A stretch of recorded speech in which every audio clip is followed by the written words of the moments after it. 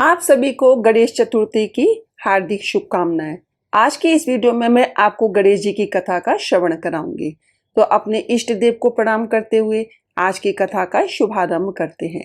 एक बार पार्वती जी ने गणेश जी से पूछा कि वैशाख माह के कृष्ण पक्ष की जो संकटा नामक चतुर्थी कही गई है, उस दिन कौन से गणेश का किस विधि से पूजन करना चाहिए एवं उस दिन भोजन में क्या ग्रहण करना चाहिए।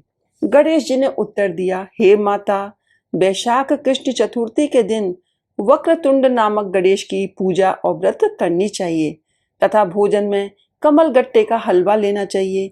हे जननी, द्वापर युग में राजा युधिष्ठिर ने इस प्रश्न को पूछा था और उसके उत्तर में भगवान श्री कृष्ण ने जो कहा, मैं उसी इतिहास का वर्णन करता हूँ, आप श्रद्धा युक्त होकर सुने।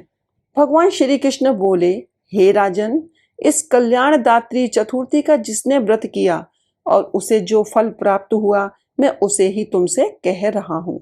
प्राचीन काल में एक रंतिदेव नामक प्रतापी राजा हुए। जिस प्रकार आग तृण समूह को जला डालती है, उसी प्रकार वे अपने शत्रुओं के विनाशक थे। उनकी मित्रता यम, कुबेर, इंद्रादिक देवों से थी। उन्हीं के राज्य में धर्मकेतु नामक एक श्रेष्ठ ब्राह्मण रहते थे। उनके दो स्त्रियां थीं, एक का नाम सुशीला और दूसरी का नाम चंचला था। सुशीला नित्य ही कोई ना कोई व्रत किया करती थी, फलतः उसने अपने शरीर को दुर्बल बना डाला था। इसके विपरीत चंचला कभी भी कोई व्रत उपवास आदि न करके भरपेट भोजन करती थी। इधर सुशीला को सुंदर लक्षणों वाली एक कन्या हुई और उधर चंचला को पुत्र रत्न की प्राप्ति हुई। यह देखकर चंचला बारंबार सुशीला को ताना देने लगी, अरे सुशीला, तूने इतना व्रत उपवास करके शरीर को जर्जर बना डाला, फिर भी एक कृशकाय कन्या को जन्म दिया। मुझे देख, मैं कभी व्रत आदि के चक्कर में ना पड़कर हृष्ट पुष्ट बनी हुई हूँ और वैसे ही बालक को भी मैंने जन्म दिया है। अपनी सौत का व्यंग्यवाण सुशीला के हृदय में चुभने लगा। वह पतिव्रता विधिवत गणेश जी की उपासना करने लगी।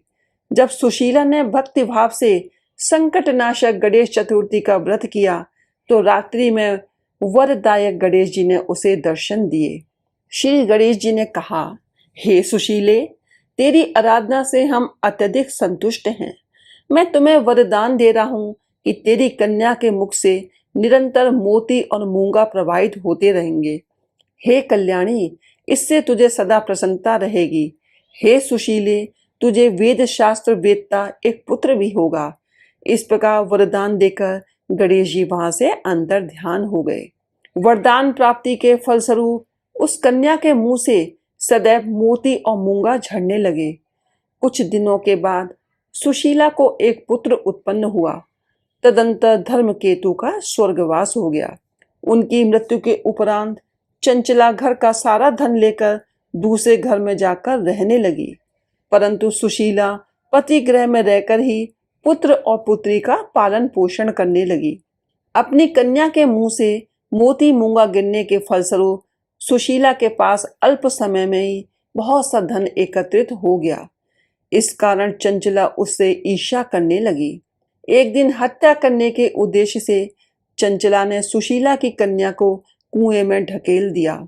उस कुएं में गणेश जी ने उसकी रक्षा की और वह बालिका सकुशल अपनी माता के पास लौट आई। उस बालिका को जीवित देखकर चंचला का मन उद्विग्न हो उठा। वह सोचने लगी कि जिसकी रक्षा ईश्वर कर सकता है, उसे कौन मार सकता है। इधर सुशीला अपनी पुत्री को पुनः प्राप्त कर प्रसन्न हो गई। पुत्री को छाती से लगाकर उसने कहा, श्री गणेश जी ने तुझे पुनः जीवन दिया है। अनाथों के नाथ गणेश जी ही हैं। चंचला आकर उसके पैरों में नतमस्तक हुई। उसे देखकर सुशीला के आश्चर्य का ठिकाना न रहा। चंचला हाथ जोड़कर कहने लगी, हे बहन सुशीले, मैं बहुत ही पापिन और दुष्टा हूँ। आप मेरे अपराधों को क्षमा करें। आप दयावती हैं। आपने दोनों कुलों का उद्धार कर दिया। जिसका रक्षक देवता होता है, उसका मानव क्या बिगाड़ सकता है। जो लोग संतों एवं सत्पुरुषों का दोष देखते हैं, वे अपनी करनी से स्वयं नाश को प्राप्त होते हैं। इसके बाद चंचला ने भी उस कष्ट निवारक पुण्यदायक संकट नाशक गणेश जी के व्रत को किया। श्री गणेश जी की अनुग्रह से परस्पर उन दोनों में प्रेम भाव स्थापित हो गया। जिस पर गणेश जी की कृपा होती है उसके शत्रु भी मित्र बन जाते हैं। सुशीला के द्वारा संकट नाशक गणेश चतुर्थी व्रत किए जाने के कारण ही उसकी सौत चंचला का हृदय परिवर्तन हो गया। श्री गणेश जी कहते हैं कि हे देवी, पूर्व काल का पूरा वृतांत आपको सुना दिया। इस लोक में इससे श्रेष्ठ विघ्न विनाशक कोई दूसरा व्रत नहीं है। भगवान श्री कृष्ण जी कहते हैं कि हे धर्मराज, आप भी विधि पूर्वक गणेश जी का व्रत कीजिए। इसके करने से आपके शत्रुओं का नाश होगा तथा अष्ट सिद्धियां और नवनिधियां आपके सामने करबद्ध होकर खड़ी रहेंगी। हे धर्मपरायण युधिष्ठिर, आप अपने भाइयों, धर्मपत्नी और माता के सहित इस व्रत को कीजिए। इससे थोड़े समय में ही आप अपने राज्य को प्राप्त कर लेंगे। बोलो गणेश जी भगवान की जय हो। इस कथा को सुनने के लिए धन्यवाद।